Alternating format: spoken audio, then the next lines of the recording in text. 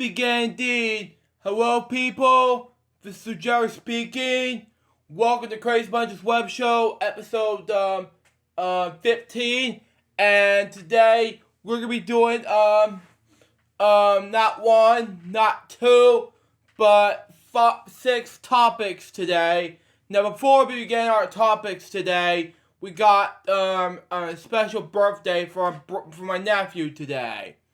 Who is Drew Lucky, who's you may ask, well, he's 10 years old today, and he's, celebrating his, it was cute as a button, as he always do, but he's always celebrating his birthday today as we wish, but anyway. 10 years ago today, we were blessed beyond measure with a sweet child. Happy 10th birthday to Drew Champion. The little boy who had my whole heart. Lucy, my sister say. Here are some pictures of Drew, who is the cutest button. That is ew. Yes. So sweet of him, by the way. And here it is. Oh my God, that is Drew in this sweet little thing. But I'm gonna go hug him in these baby suits so badly. But anyway. Next up, the shirt with the heart. That was so cute in this whole rose, but he's a sweet boy. Anyway, got the next picture. Oh my God! Look, oh man, this is so cute. Anyway, the next one is about him and his cowboy hat, and he's like a sheriff or something. I don't know, but he's cute. Anyway. And that's all we got from him, you know? Drew wearing his glasses and sunglasses. But anyway, that was it for Drew. Happy birthday, Drew. If you watch this episode of TheCrazyBunch's Web Show, love you. Hug me, and we'll give it out for coming up on June 28th. My nephew, love you. And we're going to get to our topics right now. My first topic has to do with Elizabeth Brackett, who recently passed away a year ago, 2 days ago, this Monday, excuse me. Elizabeth Brackett was an American journalist and political figure and writer, she was known for hosting WWTW, Chicago Tonight program, and also worked as a correspondent for the PBS's NewsHour with Jim Lehrer, which is my childhood favorite. In 1988, she won a Peabody Award for her coverage for the 1988 U.S. presidential election, okay? Brackett was also an unsuccessful Chicago politician, having a campaign for William Singer as mayor in 1975 and making her an unsuccessful bid for comedy woman, in the 33rd Ward in 1976.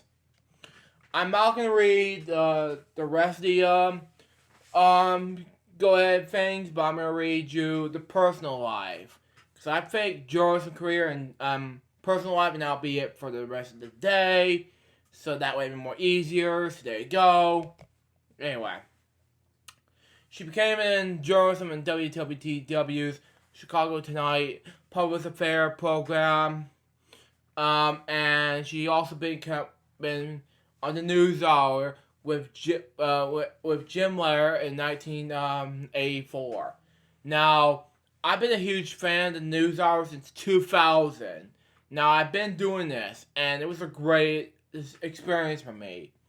Now that Brackett passed away, and 4 days later from a neck vibria, she's been known for the NewsHour employer, PBS, the public broadcasting service, ever since. Brackett was injured in a apparent accident while biking on the Chicago Lakefront Trail on June 13, 2018. She was diagnosed a neck vibria, which I already talked about in the episode. But anyway, fell from the car, but was hospitalized in Stronger Hospital. And I talk about she died there 4 days later, age 76. Rest in peace to her, and we're gonna give a moment of silence in honor of her.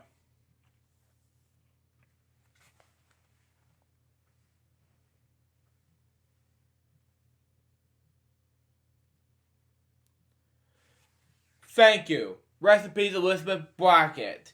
Now let's move on to Father's Day. And for those of you who don't know what Father's Day is, folks, here's an example. I'm going to give you a history behind Father's Day. Father's Day, early history. A commemorative day for celebration of fatherhood in the College Europe, the way you pronounce it. It's known for back in the Middle Ages, okay? It's obviously on, really? March 19th? And the feast day of St. Joseph, okay? Who is referred as a fiery magical dominee, okay? Natural of the Lord. And way to pronounce that word, and Patrick, father of Jesus. In sovereign European tradition, this kind of celebration was brought to the Americas by the Spanish and Portuguese in the Latin American. Okay, Father's Day is still celebrated on March 13th, which is I didn't know that. The Catholic Church actively supported the custom and the celebration of fatherhood of St. Joseph's Day. For the last years of the 14th century, okay, in the early 15th century, and apparently the of the Friesnams in the Coptic Church. The celebration of fatherhood is also observed of St. Joseph's Day, but the Copts observes this celebration of July 20th. Excuse me. This Coptic celebration may date back to the 5th century. Okay? Now, for the beginnings in the United States.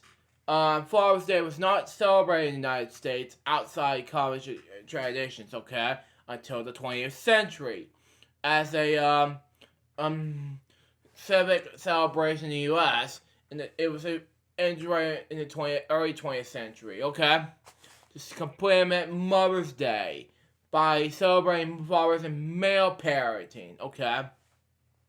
After Anna Jarvis' successful prominence of Mother's Day in Garvin, West Virginia, first events of a Father's Day was held on July 5th of 1908 in Farmington, West Virginia, in the Williams Memorial Methodist College Church, where you pronounce these words. South, now known as the College United Methodist Church. Grace, Kagan was mourning the loss of her father, which when December 1907, the Margrave mining disaster in nearby Margrave killed 361 men, 250 of them fathers. Oh, God help me. Leaving around 1,000 of fatherless children. Clayton was suggested of Pastor Robert Torrance Webb honor all of those fathers. Yeah, I agree. Clayton even did not have Republicans outside Farmount.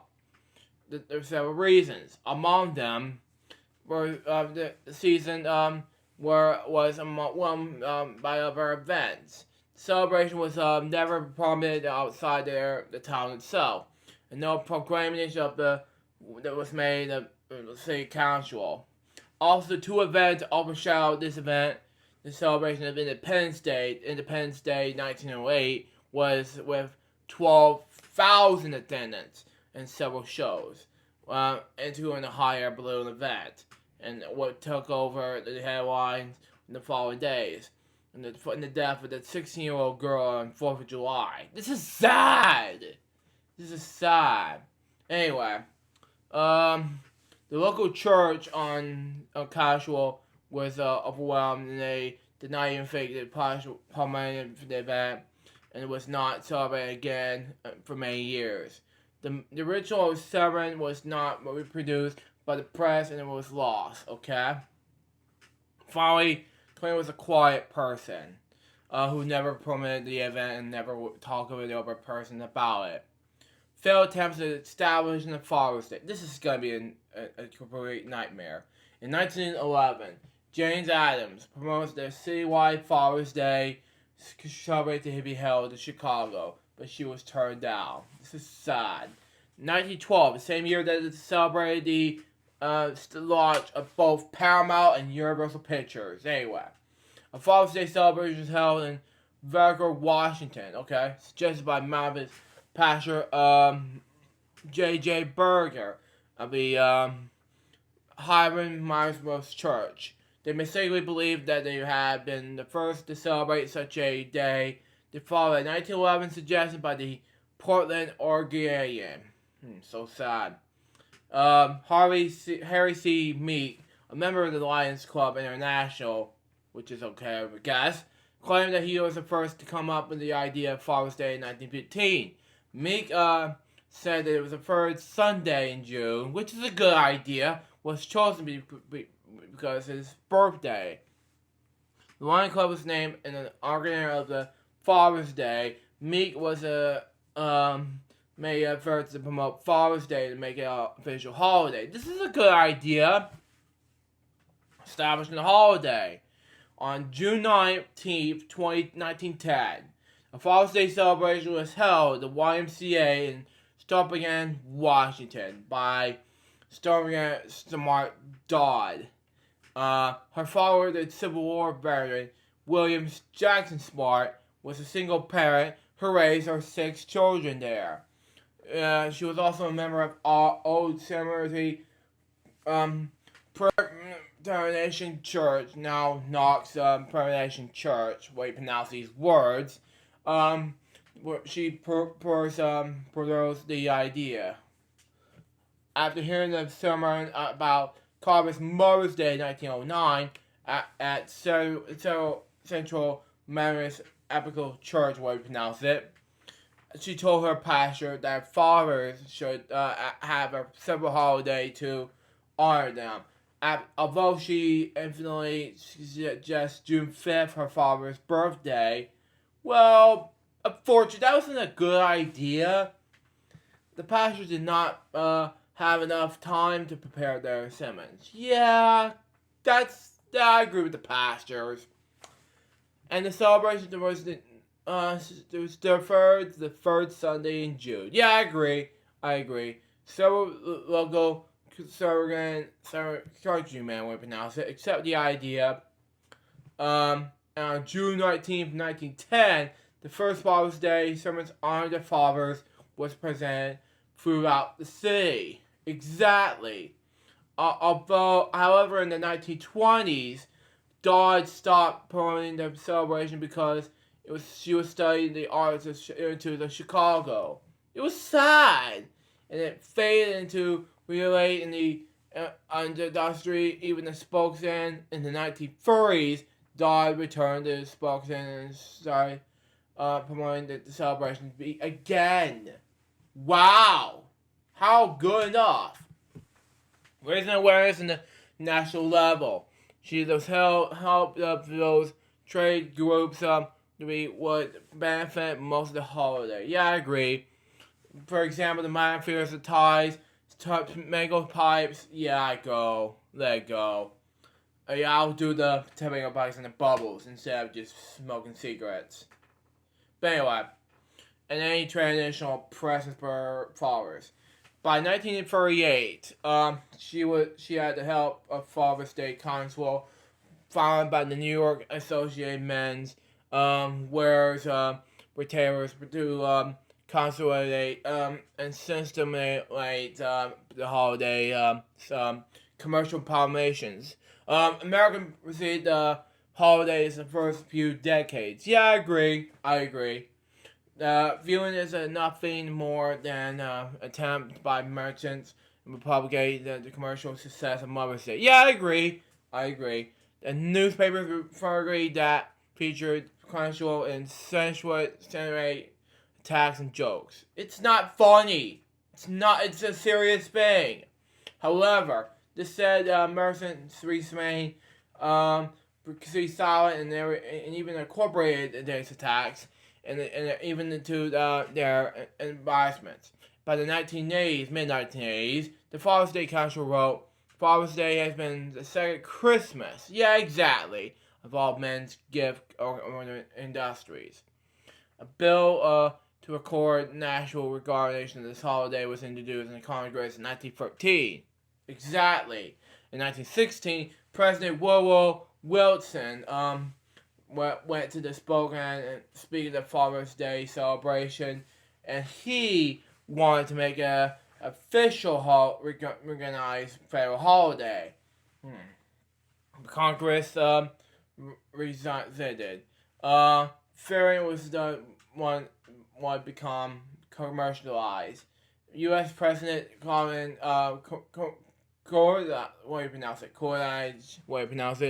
recommended in 1924 that the day was to be observed throughout the entire nation, but he stopped so short as issuing the national proclamation. It's sad. The two entire earlier attempts to formally recognize the holiday and defeated by Congress. Sad. In 1957, Marine Senator Margaret Chase Smith, wrote a Father's Day provisional accusing Congress of ignoring fathers. I'm not going to ignore that. Sad. For 4 years, while honoring mothers. But signing, pronounce that word, but whatever. Out of just one of our two parents. In 1968, President Lyndon B. Johnson issued the first presidential proclamation honoring fathers. This is a good thing. Thank you, President Johnson. Good job. Anyway, designed the third Sunday in June as Father's Day. 6 years later, the day was a permanent national holiday when President Richard Nixon signed the law in 1972. Good job. Good job, Nixon. In honor of National Father's Day, and International Men's Day is celebrated in many countries in the November 19th. In honor of men and boys who are not fathers. Yeah, exactly. And, yeah.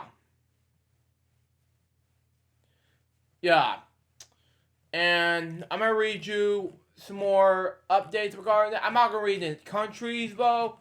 And then that will be extremely it.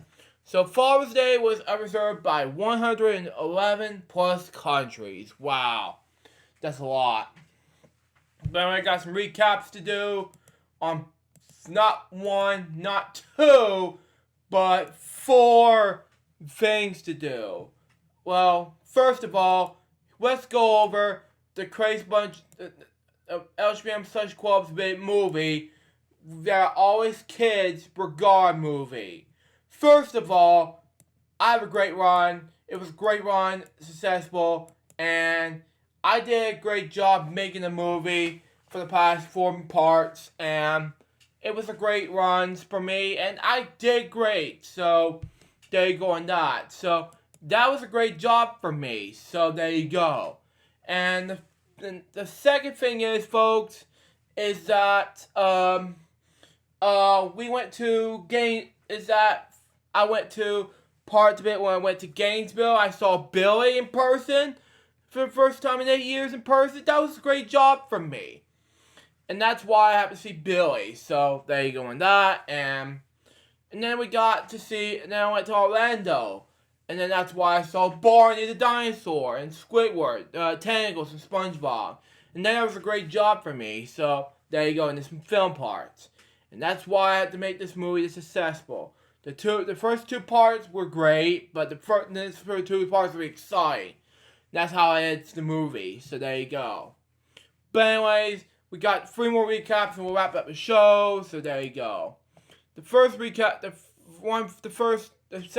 we're gonna do is the WWDC 2019. Well, folks, here it is. WWDC 2019 has to do with iPad OS, and that was, of course, not gonna run on this iPad seen here. Yes, I'm watching him explode because I'm muting this while I'm taping this, but there you go. It's gonna be sad, but I'm updating my iPad. See the preview seen here? That's why I'm recapping it. But anyway, here it is. This is the iPad Pro. I'm getting the 1TB one instead of a new the iPad I had recurring again. But anyway, this is coming this fall. I'm so excited for iPad OS, but it's not on my iPad mini, which I get. You know, that's just me.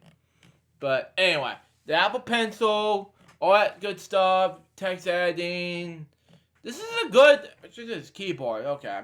Fonts, files, excuse me, Safari, dark mode, browsing security, excuse me. Folks, these are exciting. Performance, I mean, all that is just more information on that were on these followings. I never have it on the iPad mini I'm currently having, but it's on the iPad mini 4 and 5. I don't have it. I don't need this anymore. What I want in the iPad was an iPad Pro, and that's it. Either an iPad Pro 12.9 inch or 11 inch. That's all gay. So there you go. And then we have iOS 13. Once again, I have to update this, but instead, they're coming out with iOS iPad OS. But there you go. So I have it from the iPhone and the iPod Touch 7th generation. Okay. And that's good, fine enough, I guess. I mean, what's the deal here? You know, I'm gonna read the rest coming up, but anyway. I'm not gonna read the rest, but anyway, there are a lot of iPhones coming up away, so there you go. I'm not gonna read the rest, so there you go. And of course, there's macOS Catalina, way to pronounce it. And it's awesome, so there you go. I want to get this so badly, so there you go. It's coming this fall, and it has a lot of features inside. So there you go on that. And I'm going to get this fall, so that will be more energy for me on my Mac Mini. This is a 2014 edition while I'm taping this. You know, that's just me. But anyway, and the last one I'm talking about is that the new Mac Pro. I'm getting this as soon as I get this vacation break finished. I don't know when exactly, but we'll see what happens. The Mac Pro is this. And that is, of course, it's awesome big time. And that is going to be big enough big time. So there you go. That is a big accomplishment for me. I'm scrolling this down just in case how much it costs. Yeah. I know how, and things like that. It's going to cost like $9,000, but $5,000 in the Pro. Display XDR, but this one's going to be like $5,000. This one's like $6,000, but anyway, whatever. And we're going to get this Watch Series 4. Then we get iOS 10s. So here's updates anyway. And then we get the excitement, one of all, Nintendo Direct. Now, I'm only going to watch bits and pieces of that video seen here, and then that'll be it for this video. And then we'll wrap up with one more thing recap. So there you go. We got a game called, seen here, I've watched one part of E3, and that's basically it. I don't know what you call this, but, however, this game is actually called Dragon Quest 11. It's exciting. Well, it's going to be big enough. However, there's another game coming, and then there's a new president lined up. That's what I was talking about. I don't know who he is, but I'm not saying who his name is. Doug Bowser, but anyway. Luigi Mansion 3 is one of them. What else am I add to my list? Well, it's going to be big enough for me. What else? Well, Dark Crystal, you name it. I think, and Legend of Zelda something-ish. What else is there? Is that, Final Fantasy sequel. It's not a sequel, but according to my status, but it's another one of those video games based on Final Fantasy. It's called Trials of Mania. That's what it's called. And then we got The Witcher coming to the Nintendo Switch 2019. Yeah. And of course, we got this one massive game coming up. It's one of those scary games, and I'm very excited about it. And one of those exciting games were about... Okay. Hold on, one sec. I can't pause the game, hang on. No more Heroes 2. 3, okay, excuse me. And we got, it's a lot of games to recap, but anyway. Some may come out in 2020, some may come out in 2019. And then The Legend of Zelda sequel is coming to development.